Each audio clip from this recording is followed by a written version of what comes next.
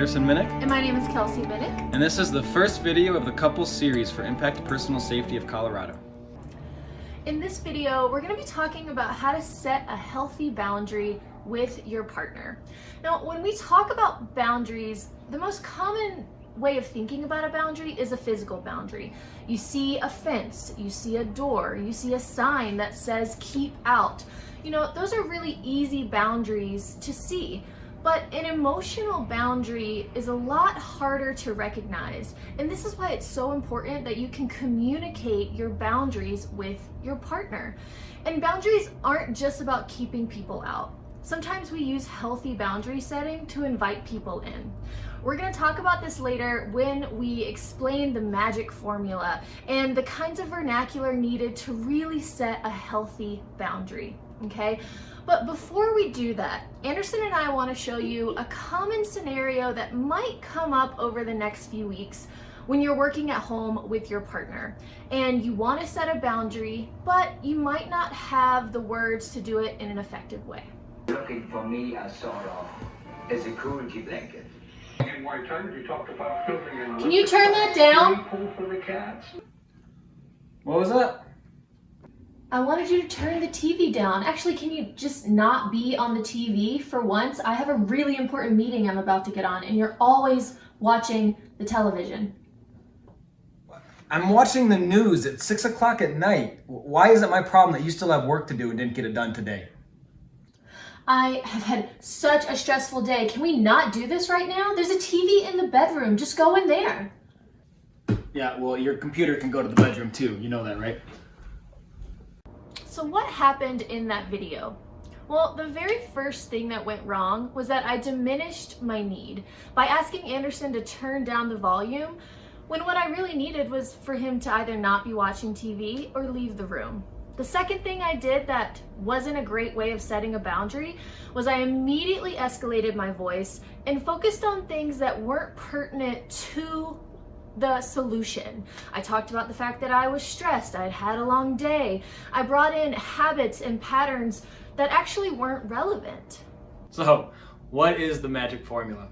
The magic formula is a tool that we can use to gain either deeper access into our needs and communication with other people, or it's a way for us to get all the information we need to determine whether or not we want to continue a relationship with somebody.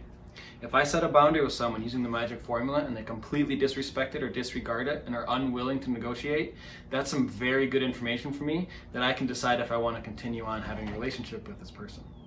If they hear that and we can negotiate and they respect it, then again, I can get a deeper connection with them, knowing that they're going to be able to honor and respect my boundaries when I set them. The magic formula is very simple, and it starts off with the most important thing.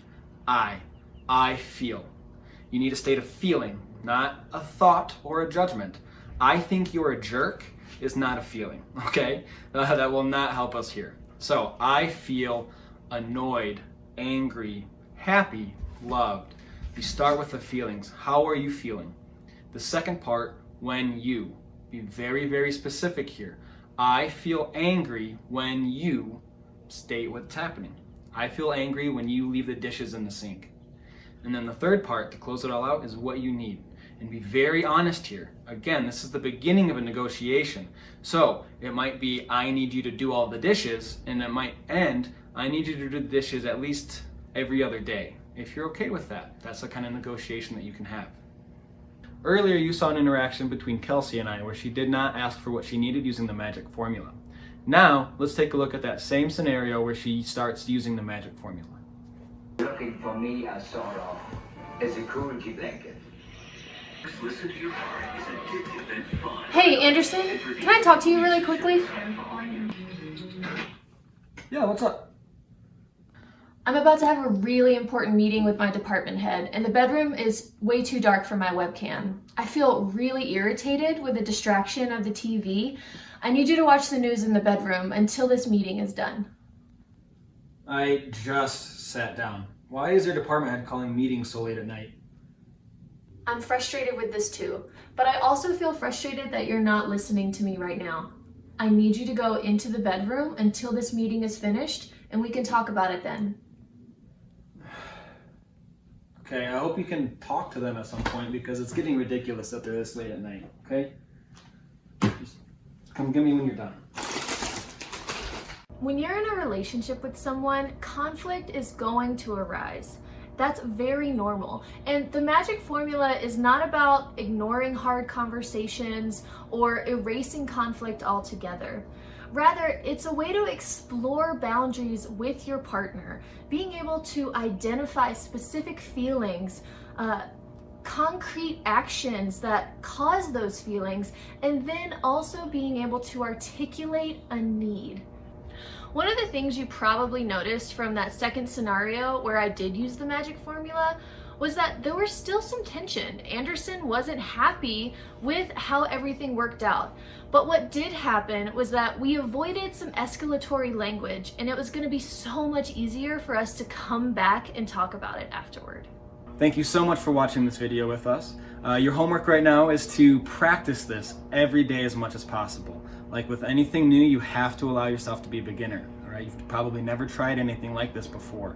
Start slow, start easy, let yourself figure it out. Have your partner help. This is a great way to kind of work together. You might even be able to laugh a little bit as you're figuring out your rhythm, okay? Yeah, the magic formula can be really awkward at the beginning.